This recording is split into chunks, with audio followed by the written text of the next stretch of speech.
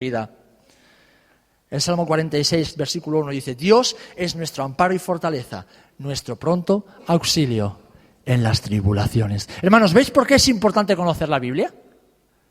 Porque el diablo va a intentar estar constantemente bombardeando tu mente con mentiras. Dios te ha abandonado, Dios ya no te cuida, tu padre te ha dejado, Él no tiene poder para sacarte de esto, Él no es capaz, Él está ocupado con otras cosas. Pero aquellos que hemos confiado en Jesús, podemos decir, no, yo sé que mi Dios está por mí. Yo sé en quién he creído, yo sé en quién he confiado, yo sé en quién he puesto mi fe. Es una fe muy razonada, no es una fe ciega, es una fe muy razonada, muy lógica. Yo sé que mi Dios estará conmigo en todo tiempo. Porque las pruebas, como vemos en su palabra, son parte de nuestra vida. Pero el Señor siempre estará a nuestro lado. Amén. Así que, querido hermano, recuerda en esta mañana, el Señor siempre cumple su promesa. Y tú hoy puedes reconocer que Él nunca jamás te abandonará. Estará contigo en las pruebas y cuando salgas de ellas, le darás la gloria al Señor. Amén. Pero además recuerda esto. Si yo preguntase ahora, ¿cuántos queremos ser gigantes de la fe? La mayoría levantaríamos nuestras manos, ¿no? Señor, yo quiero ser un héroe de la fe, yo quiero ser un gigante de la fe, yo quiero creer, yo quiero confiar, yo quiero mover montañas por medio de la fe. Pues entonces lo único que la palabra te va a decir es, vale, pues espera la prueba. Porque la fe crece a través de la prueba. La fe crece a través de las pruebas. Dios usa las pruebas, permite las pruebas para que tu fe y mi fe crezca. ¿Y sabéis lo que sucede cuando nuestra fe crece? Que Dios es glorificado, porque el Señor se manifiesta, gloria a Dios. Y me gustaría ir concluyendo, recordando todo esto, que las pruebas son parte de la vida, que el Señor nos ha prometido estar con nosotros en medio de ellas, diciendo lo que dije al principio: Dios, nuestro Padre Celestial, se glorifica en medio de las pruebas. Y quiero que lo abraces para ti. Quiero que en tu corazón digas: Señor, tú te vas a glorificar en medio de mi prueba. Tú te vas a glorificar en medio de mi prueba. No lo entiendo, no alcanzo a comprenderlo, pero yo lo creo. Lo creo porque lo dice tu palabra. Lo creo porque tú así lo has prometido. Tú te vas a glorificar. Vamos a leer todos juntos en el libro de Hechos, capítulo 16, versículos del 22 al 34, un pasaje muy hermoso. Hechos, capítulo 16, versículos del 22 al 34. Para no leer todo el pasaje, solamente a partir del versículo 22, recordad, que Pablo y Silas estaban predicando en Filipos, estaban compartiendo a la iglesia y, pues se montó una turba, se montó un poco de lío y en el versículo 22 dice así: y se agolpó el pueblo contra ellos y los magistrados, rasgándole las ropas, ordenaron azotarles con varas. Eran Pablo y Silas, ¿vale? Los apóstoles. Después de haberles azotado mucho, los echaron en la cárcel, mandando al carcelero que los guardase con seguridad, el cual, recibido este mandato, los metió en el calabozo de más adentro y les aseguró los pies en el cepo. Pero a medianoche, orando Pablo y Silas, cantaban himnos a Dios, y los presos les oían. Entonces sobrevino de repente un gran terremoto, de tal manera que los cimientos de la cárcel se sacudían, y al instante se abrieron todas las puertas, y las cadenas de todos se soltaron. Despertando el carcelero y viendo abiertas las puertas de la cárcel, sacó la espada y se iba a matar, pensando que los presos habían huido. Mas Pablo clamó a gran voz diciendo: no te hagas ningún mal, pues todos estamos aquí. Él entonces, pidiendo luz, se precipitó adentro y temblando se postró a los pies de Pablo y Silas y sacándolos les dijo: Señores, ¿qué debo hacer para ser salvo? Ellos dijeron: cree en el Señor Jesucristo y serás salvo tú y tu casa. Y le hablaron la palabra del Señor a él y a todos los que estaban en su casa. Y él, tomándolos en medio de en aquella misma hora de la noche, les lavó las heridas y enseguida se bautizó y él con todos los suyos. Y llevándolos a casa, les puso la mesa y se regocijó con toda su casa de haber creído en Dios. ¿Dónde nace esta historia? Un poquito antes de la cárcel. En los apóstoles cumpliendo la gran comisión. Cumpliendo la voluntad de Dios. Cumpliendo el cometido por el cual Dios los había salvado y los había llamado. Eso les llevó a la cárcel después de haber sido azotados, y mucho, ¿verdad? Pero ellos no se dejaron llevar por las circunstancias. Ellos no empezaron a decir, Señor, ¿pero qué estás haciendo? Hemos venido aquí para cumplir con tu voluntad, para traer el mensaje de salvación, y mira dónde estamos. ¿Por qué permites esto? ¿Por qué permites esta prueba? ¿Por qué permites lo que nos está aconteciendo? Tan mal nos hemos portado, tampoco nos quieres, Señor, te has olvidado de nosotros. ¿Por qué nos das la espalda? No, ellos no perdieron el tiempo. Ellos simplemente se dedicaron a orar y a cantar himnos al Señor. A orar y a cantar himnos al Señor. Y dice que de repente vino un terremoto y todos los grilletes se soltaron, las puertas se abrieron y los cimientos de la cárcel temblaron. Hermanos, el poder de la alabanza. El poder de la adoración profunda al Señor. El poder. Hay poder en aquellos que rinden su vida completamente a Dios y le alaban y le adoran en medio de toda circunstancia. El Señor tiene muchas formas, hermanos, de glorificarse entre los hombres. Y una de ellas son las pruebas. Esto no significa que a Dios le guste vernos sufrir, pero cuando Él permite pruebas en nuestra vida, hermanos, aparte de para glorificarse, es en primer lugar porque sabe que las vamos a poder soportar. Lo decía Pablo, ¿no? No os ha sobrevenido ninguna tentación que no podáis soportar. Y fiel es Dios que con la prueba Él os dará también la salida. Es decir, que nada de lo que acontece en tu vida es demasiado grande para ti. Siempre y cuando permanezcas en Dios. Siempre y cuando tus ojos estén puestos en tu Padre Celestial.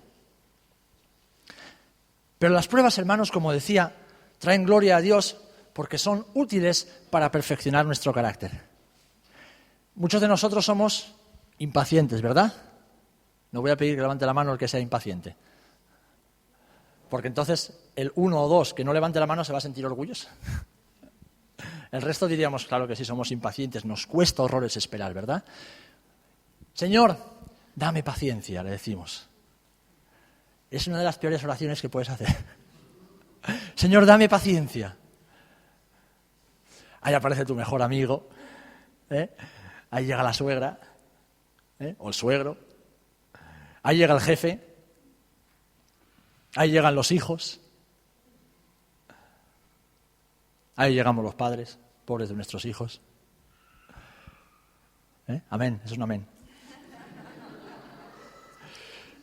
En el lenguaje de niños eso es un amén. Perfeccionar nuestro carácter, hermanos. En segundo lugar, como decíamos, las pruebas aumentan nuestra fe. Las pruebas aumentan nuestra fe. Las pruebas son necesarias para que nos volvamos a Él completamente, para que le miremos a los ojos a Él y para que depositemos toda nuestra confianza en el Señor. Por eso son necesarias las pruebas también. Y hermanos, como veremos al final en la historia de Lázaro, las pruebas son necesarias para que el Señor muestre su poder y su soberanía sobre toda circunstancia. Si no hay prueba, no hay lucha. Y si no hay lucha, no hay victoria. En la Biblia tenemos ejemplos de esto. ¿Recordáis a Moisés? Saca al pueblo con prodigios y señales y se encuentra delante de un mar. Y el ejército de Egipto detrás. Señor, ¿y ahora qué hacemos? ¿Ahora qué hacemos? Y Dios le habla, y Moisés hace lo que Dios le pide, y el mar se abre, y pasan en seco, y sus enemigos son derrotados. Pero no pasó mucho tiempo después que se encuentran, 40 años después, se encuentran delante de Jericó. Ya no estaba Moisés, estaba Josué. Y qué curioso, Señor, ¿qué hacemos? Tocar las trompetas y dar un paseo alrededor de Jericó. Yo imagino a Josué y sus amigos diciendo, bueno, pero el Señor, ¿por qué nos pide esto? Tocar la trompeta y calladitos dais vueltas alrededor de Jericó. Un día, otro. Y al séptimo día, bueno, Señor, hoy sí atacamos. No, hoy vais a dar 7 vueltas. ¿No queréis taza? Pues taza y media. Pero calladitos, Y obedecieron. Y la obediencia trajo victoria, porque las murallas de Jericó se cayeron. ¿Amén? Pero tenemos más ejemplos, hermanos. ¿Recordáis a los amigos de Daniel, Sadrach, Mesach y Abed-Negó, que se negaron a doblegarse delante de la estatua del rey Nabucodonosor? Dijeron, no nos vamos a postrar delante de nadie que no sea nuestro Dios. Y terminaron en el horno de fuego. No vemos en la Biblia que ellos digan, Señor, encima de que no hemos cometido idolatría, encima de que no te hemos negado, ¿nos metes en el horno de fuego? Salieron del horno de fuego sin oler ni siquiera a humo. Y entonces el rey Nabucodonosor dijo, para, qué bien han hecho estos hombres en no doblegarse bajo mi estatua. Porque ahora podemos todos reconocer que su Dios es el Dios del universo. Que el Dios de Israel, el Dios de estos hombres, es el Dios verdadero. Y que todo el mundo lo reconozca y que todo el mundo se postre delante de él. El mismo Daniel, cuando ya era un anciano, que nadie ore a otro Dios que no sea el rey Darío. ¿Y él qué hace? No solamente sigue orando, sino que lo hace mirando hacia Jerusalén con la ventana abierta. No se esconde. Y eso le llevó al foso de los leones. Pero el Señor lo libró de la boca de los leones. Y entonces el rey Darío dijo, querido Daniel, que todo el mundo reconozca que hay un solo Dios, y ese es tu Dios. El Señor se glorifica, hermanos. El Señor se glorifica en medio de las pruebas. Las pruebas son necesarias, porque estoy convencido de que en todos estos casos ellos fortalecieron su fe, viendo a Dios actuar de forma sobrenatural. Pero sobre todo Dios fue glorificado. Amén. Sobre todo Dios fue glorificado. Y esto mismo le pasó a Pedro. Pedro estaba en la cárcel y de repente las puertas se abren. Y él sale como si nadie hubiese visto al hombre pasar. Decía el apóstol Pablo en la epístola a los Romanos, en el capítulo 14, pues si vivimos, para el Señor vivimos. Y si morimos, para Él morimos. Así pues, sea que vivamos o que muramos, del Señor somos. Lo que Pablo está diciendo es que nuestras vidas ya no son nuestras. El día que nosotros le dimos nuestra vida a Jesús, le entregamos nuestro corazón a Jesús, le dimos el derecho de no vivir solamente en el reino de Dios, sino bajo el reinado de Dios en nuestras vidas. Y lo hemos hecho de forma voluntaria. ¿Hay alguien aquí a quien Dios le haya obligado a arrepentirse? ¿A quien Dios le haya obligado a creer en Él? No. Dios no obliga. Jesús no se presenta como un asaltador en la vida de nadie. Él simplemente llama a la puerta, como dice Apocalipsis, y aquí yo estoy a la puerta y llamo. El que me abriere, yo entraré y cenaré con él, y él conmigo. Jesús es un caballero que nos lo ofrece todo a cambio de nuestra vida.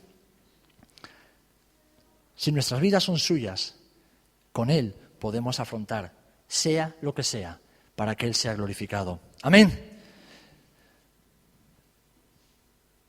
Y termino recordando algo. Decía el hermano al principio, ¿quiénes habéis venido a recibir?